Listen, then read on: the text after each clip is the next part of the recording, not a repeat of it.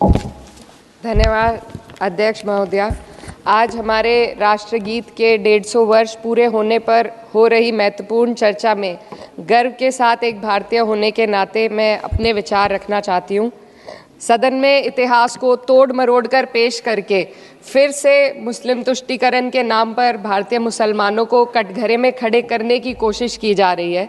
लेकिन मैं सदन में बताना चाहूँगी कि हम भारतीय मुसलमान जिन्ना के आह्वान को ठुकराकर अपने इस प्यारे वतन की मिट्टी के साथ मजबूती से जुड़े रहे। हमने महात्मा गांधी, बाबा साहब डॉक्टर भीमराव अंबेडकर, रविंद्रनाथ टैगोर जी, सुभाष चंद्र बोस जी, मौलाना अबुल कलाम आज़ाद, अशफाक उल्लाह खां साहब के विचारों को अपनाया। हम भारतीय मुसलमान इंडियंस बाय चॉइस हैं, बाय चांस नहीं। वंदे मातरम के किन छंदों को राष्ट्रगीत के तौर पर अपनाया जाए, यह फैसला सर रविंद्रनाथ टैगोर और सुभाष चंद्र बोस जी जैसे नेताओं के परामर्श के बाद हुआ। क्या अब हम उन महान नायकों की समझ पर प्रश्न चिन्ह उठाएंगे? उन्हें देश को बांटने वाला और तुष्टीकरण करने वाला कहने का पाप करेंगे? उन महान हस्तियों ने वंदे मातरम के उन छंदों को अपनाया जिन्होंने देश के हर वर्ग, हर धर्म के मानने वालों को एक सूत्र में पिरोने का काम किया। और मैं एक घटना आप लोगों के सामने रखना चाहती हूँ। वर्ष 1998 में उत्तर प्रदेश सरकार के मंत्री रविंदर शुक्ला जी ने स्कूलों में राष्ट्रगीत को गाना अनिवार्य कर दिया था। लेकिन तब के तत्कालीन प्रधानमंत्री अटल बिहारी वाजपेयी जी ने, जो उस समय लखनऊ के दौरे पर थे, उत्तर प्रदेश सरकार के इस फैसले पर नाराजगी जताई और यूपी सरकार ने राष्ट्रगीत को अनिवार्य करने वाले मंत्री को बर्खास्त कर दिया था। अब मैं सत्ता पक्ष से सवाल करना चाहूंगी।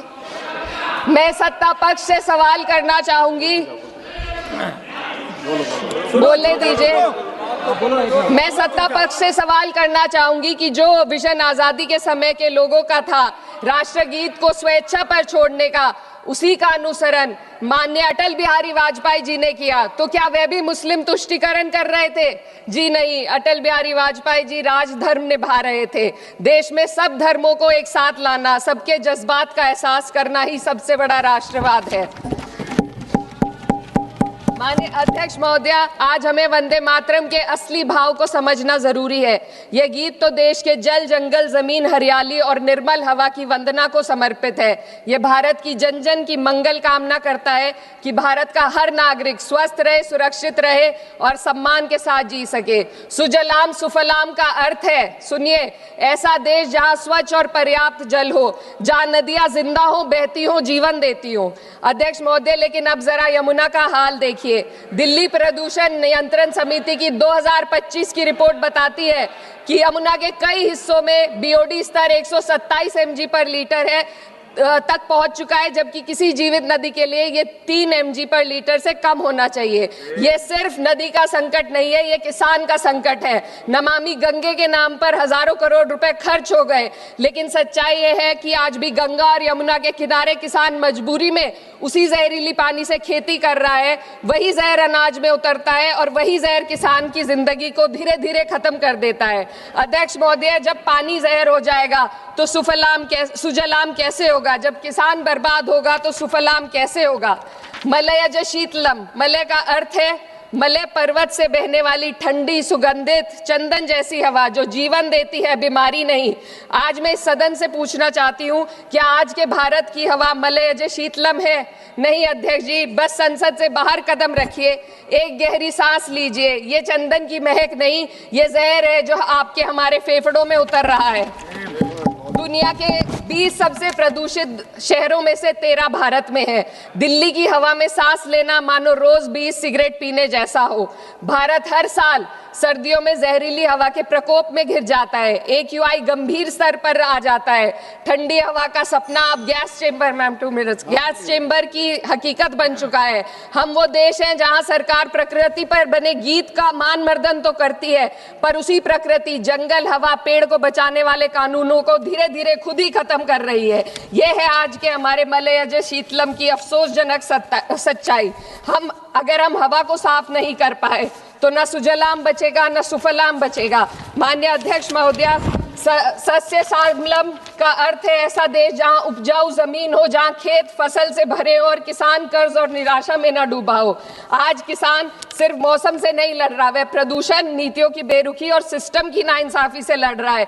एक तरफ कॉरपोरेट के लोन माफ होते हैं, दूसरी तरफ किसान को उसकी वाजिब एमएसपी भी नहीं मिल पाती है। आप ग्लोबल सुपर पावर बनने की बात करते हैं, लेकिन हमारी पर कैपिटा इनकम दुनिया में 136वें नंबर पर है। हम अपने छोटे पड़ोसी देश से भी पीछे हैं। हमारे लोग $2,500 तक भी नहीं कमा पा रहे एक साल में, और जिन अरबपतियों की ये रक्षा करते हैं वो इतना पैसा एक सेकंड में कमा लेते हैं। आज वंदे मातरम को बुनियाद बनाकर राजनीति की जा रही है, लेकिन जमीन पर जंगल पूंजीपतियों को सौंपी जा रही है। आदिवासियों को उनके घरों से उजाड़ा जा रहा है। मातरम में जो मात्रा माता है वह सिर्फ मातृभूमि की वंदना नहीं, वे इस धरती की हर नारी, वे इस देश की हर बेटी, हर महिला के सम्मान की बात भी करता है। लेकिन आंकड़े अगर आप देखेंगे, एनसीआरबी की हाल की रिपोर्ट के अनुसार, मैम जसवंत के अनुसार देश में हर वर्ष लगभग 30,000 से अधिक बलात्कार हो रहे हैं। यानी एक दिन में 80 से अधिक महिलाएं यौन हिंसा का शिकार होती हैं, और ये सिर्फ दर्ज मामले हैं।